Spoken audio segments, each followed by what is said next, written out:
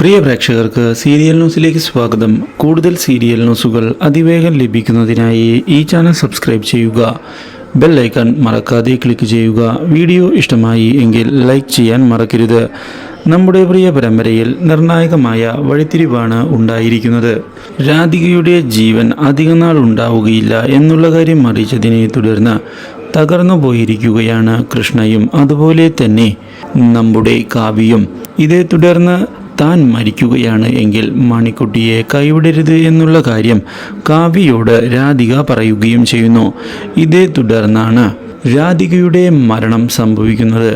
ഇതോടെ മണിക്കുട്ടിയാകെ ഒറ്റപ്പെട്ടു പോകുന്നു.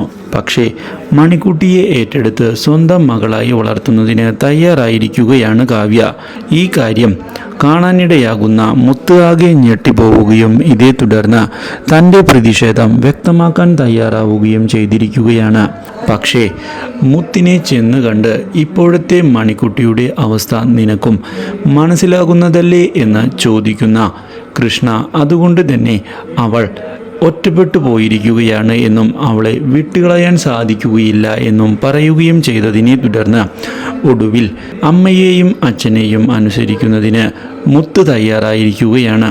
പക്ഷേ മണിക്കുട്ടിയോടുള്ള ദേഷ്യം പൂർണ്ണമായും മുത്തിൻ്റെ മനസ്സിൽ നിന്ന് മാറിയിട്ടും ഇല്ലായിരുന്നു.